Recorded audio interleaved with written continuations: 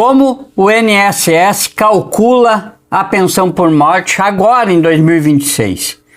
Durante essa conversa que eu vou explicar como é que é feito o cálculo, quem tem direito, quando que termina, eu quero fazer uns contrapontos da reforma da Previdência em 2019, porque foi um absurdo o que aconteceu.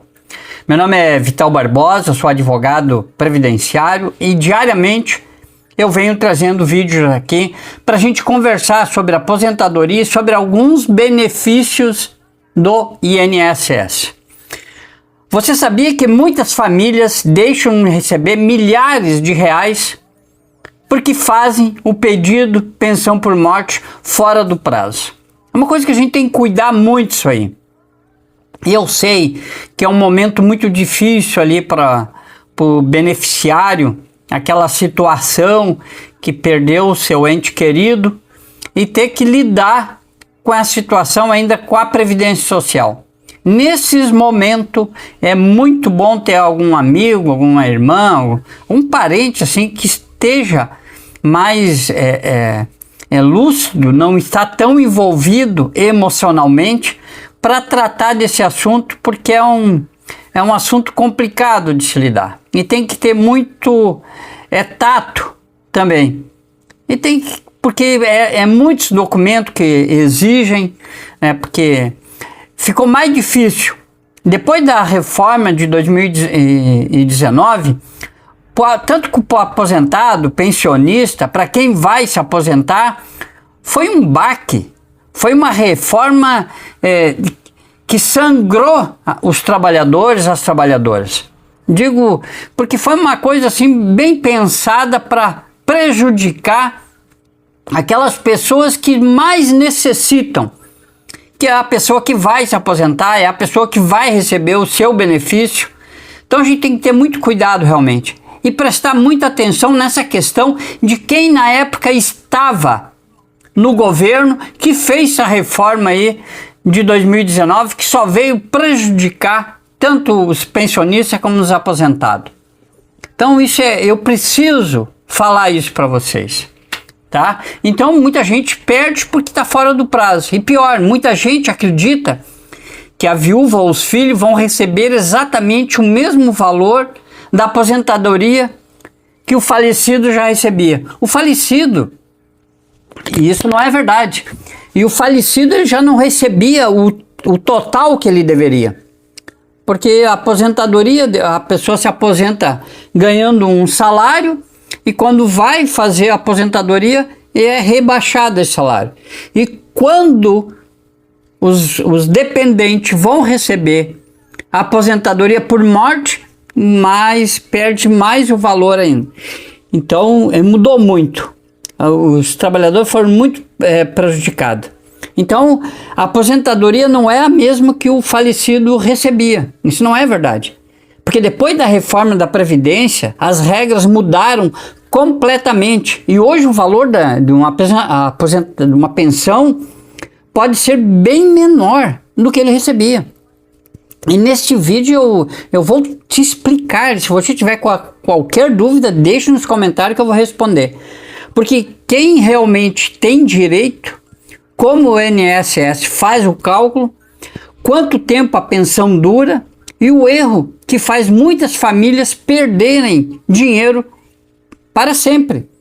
Então é isso que eu vou aqui nesse vídeo, com muita tranquilidade, sem juridiquês, mesmo eu sendo advogado, não vou falar em termos técnicos, vou bem tranquilo aqui. E aquilo, se você não é inscrito no canal, você já se inscreva no canal, compartilhe esse vídeo com outras pessoas. Quanto mais pessoas souberem disso, vão ter mais conhecimento, tá bom? E qualquer dúvida que ficar, deixe nos comentários aí que eu vou responder a todos. Então fica comigo até o final, porque o último detalhe pode fazer toda a diferença no valor da pensão que a sua família vai receber, tá bom? Então, como eu falei, meu nome é Vital Barbosa, eu sou advogado, trabalho aí atendendo e fazendo vídeos diariamente sobre aposentadoria e as questões das pensões e benefício, como BPC Loas, todo tipo de benefício a gente está aqui diariamente falando. Aqui no canal Direito do Aposentado eu explico as regras do INSS de forma simples, para que você conheça seus direitos sem complicação. Se esse tipo de conteúdo ajuda você, já deixa aí o seu like, se inscreva no canal, que você vai gostar desse canal. Tenho certeza disso. Que eu vejo muito canal prometendo e não entregando nada. Vamos começar então. Quem tem o direito da pensão por morte? Antes de falar de dinheiro, precisamos responder a essa pergunta. De quem pode receber a pensão por morte? É muito importante a gente detalhar essas questões. Por isso que eu estou aqui usando bem com tranquilidade. O benefício ele é pago aos dependentes do segurado que faleceu. Tá bom? Mas existe um detalhe muito importante nessa questão de receber dos dependentes. O falecido precisava manter a chamada qualidade de segurado. Isso significa que ele precisava estar contribuindo para o INSS. Tem aquele período que ele precisava estar contribuindo. Ou já estar aposentado, né? Uma coisa assim, ele pode falecer durante trabalhando ou depois que ele já estava aposentado. Ou ainda, estar dentro do chamado período de graça, que ele tem um período ali que ele pode ficar sem pagar a Previdência Social, mas mesmo assim ele tem direito. O que é esse período? É um prazo em que a pessoa, né, continua protegida pelo INSS, mesmo sem fazer contribuição. Vamos dizer que ela ficou desempregada ali um bom tempo, mas tem um período ali que depende da situação, esse período pode durar 12, 24 ou até 36 meses, que ele não pagou a contribuição, mas ele tem direito. Esse é um dos maiores erros que eu vejo na prática. A família acredita que basta a pessoa ter contribuído algum dia e ela já tem direito. Não basta isso. Tem todo um regramento. É preciso analisar cuidadosamente se ele ainda possuía a qualidade de segurado na data do falecimento. Se ele estiver trabalhando, claro, ele tem, porque aí é mensalmente descontado. Mas se ele estiver trabalhando autônomo, por exemplo, e não tiver pago, se passou daquele tempo, ele também não tem direito. Mas cada caso deve ser analisado individualmente. Eu não vou aqui, eu estou falando no geral, não, mas cada caso tem que ser individualmente analisado. Agora vamos responder a principal dúvida, que é quando quanto a família vai receber. E desde novembro de 2019, com a reforma da Previdência, o cálculo mudou. E mudou para baixo. Foi um absurdo o que fizeram. A base utilizada será a aposentadoria que o segurado já recebia, não, o valor que ele já recebia ali, aposentadoria, ou a aposentadoria por incapacidade permanente, que ele teria direito na data do óbito. Que aí muda as coisas. Sobre esse valor, o INSS aplica a chamada cota familiar. Ainda tem essa cota familiar. Ela funciona da seguinte maneira. A família começa com 50%, já começa com 50%. Depois acrescenta 10% para cada dependente, até o limite máximo de 100%. Do que ele estava recebendo. Então começa com 50%, cada dependente 10%, no limite de 100%. É isso que vai acontecer. Porque antes ele morria, antes de 2019 já estava tudo garantido para a viúva. Um dependente 60%, dois dependentes 70% e três dependentes 80%. Se for 4 dependentes é 90%, e se for 5 dependentes, os 100% do que ele recebia. Esses são os valores. Agora vamos aos exemplos. Eu vou te dar um exemplo aqui. Imagina que o falecido recebia R$ 3.000. E se deixou apenas a esposa, vamos dizer que ele não tinha filhos, ficou só a esposa, ou os filhos já eram maiores de 21 anos. Se deixou só a esposa, ela receberá 60%, ou seja, R$ 1.800. Dos 3.000, ela vai receber R$ 1.800. Agora imagina que ele deixou a esposa e 2 filhos. 2 filhos daí são 3 dependentes. Então ele já sai com 50% e mais 10% cada um. A pensão será de 80%. O benefício será de 2.400, dividido entre os 3 dependentes em partes iguais. Tá entendendo como funciona? Qualquer dúvida, deixe nos comentários que eu vou responder a todos.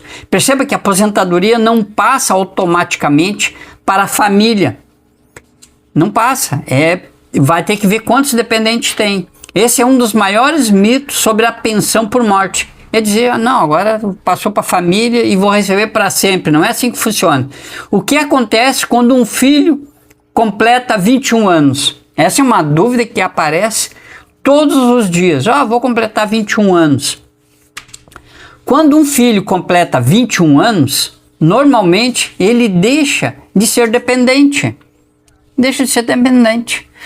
Mas assim, mas atenção, a parte dele não é redistribuída entre os demais dependentes. Agora ele vai deixar de receber, outros vão... Não, ela simplesmente deixa de existir, salvo nas hipóteses previstas em lei. Tem outras hipóteses aí. Mas se ele completou 21 anos, o normal é que ele perde aquela pensão e não passa para outro. Por isso é comum a renda da família diminuir com o passar dos anos. Olha o absurdo que eles fizeram.